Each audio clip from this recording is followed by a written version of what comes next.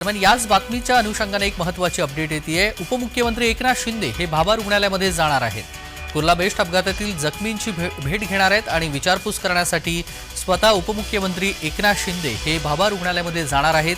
जखमींची विचारपूस करणार आहेत, त्यांच्याबाबतची माहिती घेणार आहेत।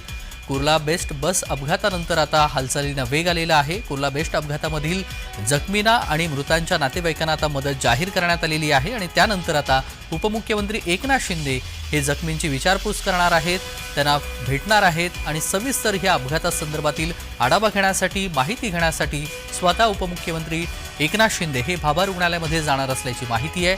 कुर्ला बेस्ट अपघातामध्ये जखमींची ते भेट घेणार आहेत, विचारपूस करणार आहेत आणि यासाठी स्वतः उपमुख्यमंत्री एकनाथ शिंदे भाभा रुग्णालयामध्ये जाणार आहेत।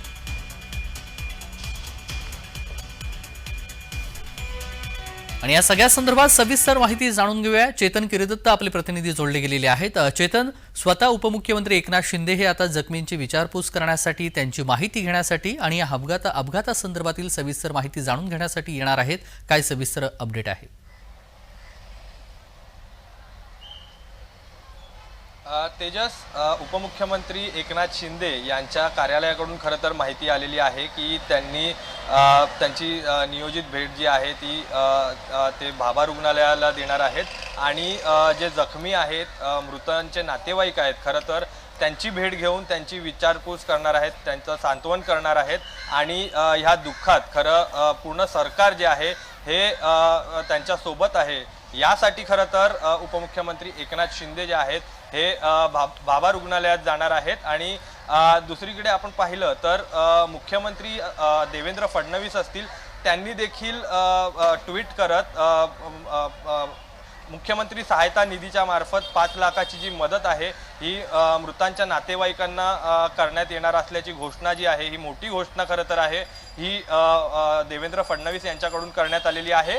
त्यासोबत जे जखमी रुग्ण आहेत त्यांच्यावर जे उपचार सुरू आहेत याचा संपूर्ण खर्च जो आहे ही मुंबई महानगरपालिका आणि बेस्ट प्रशासन यांच्याकडून करण्यात येईल असे त्यांना आदेश देखील मुख्यमंत्री देवेंद्र फडणवीस यांनी दिलेले आहे। त्यामुळे आता या संपूर्ण प्रकरणावर सरकार देखील ॲक्टिव्ह मोडवर आल्याचं आपल्याला पाहायला मिळतं आहे।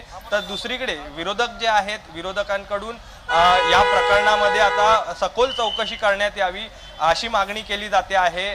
बेस्ट प्रशासनाचे, बेस्टचे अधिकारी जे आहेत त्यांची देखील चौकशी करण्यात यावी अशी देखील विरोधकांची मागणी आता होताना पाहायला मिळते। अगदी विरोधकांनी प्रश्न उपस्थित केलेले आहेत, चौकशीची मागणी देखील केलेली आहे। विजय वडेट्टीवार, वर्षा गायकवाड यांनी तशी मागणी केलेली आहे। मात्र चेतन, उपमुख्यमंत्री एकनाथ शिंदे हे किती वाजता साधारणतः या ठिकाणी येतील आणि त्यानंतर आल्यानंतर जखमींची विचारपूस करणार आहेत, त्यांची भेट घेणार आहेत, यानंतरचं एकंदरीतच रुग्णालयामध्ये जे काही नातेवाईक आलेले आहेत ते देखील उपमुख्यमंत्री एकनाथ शिंदे यांची भेट घेणार आहेत। त्यामुळे या भेटीच्या अनुषंगाने महत्त्वाचं म्हणजे मंगेश कुडाळकर हे तिथले स्थानिक आमदार आहेत।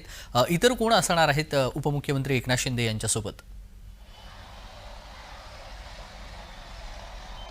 नक्कीच आपण पाहिलं उपमुख्यमंत्री एकनाथ शिंदे हे जेव्हा मुख्यमंत्री होते त्या काळात त्यांनी मुख्यमंत्री वैद्यकीय सहायता कक्ष याची स्थापना केली होती आणि त्याचे जे हेड आहेत मंगेश चिवटे हे खरं तर काल रात्रीपासूनच संपूर्ण या घटनेचा आढावा घेत आहेत आणि एकनाथ शिंदे ज्या वेळेला भाभा रुग्णालयाला भेट देतील त्यावेळेला मंगेश चिवटे हे देखील उपस्थित असणार असल्याची माहिती जी आहे ती समोर येते आहे। स्थानिक आमदार दिलीप मामा लांडे असतील, मंगेश कुडाळकर असतील, हे देखील एकनाथ शिंदे यांच्याबरोबर रुग्णालयांना भेट देणार असल्याची माहिती जी आहे ती मिळते आहे। तेजस, अगदी धन्यवाद चेतन, आपण दिलेल्या सविस्तर माहितीसाठी। बातमी संदर्भातले अपडेट वेळोवेळी जाणून घेऊ।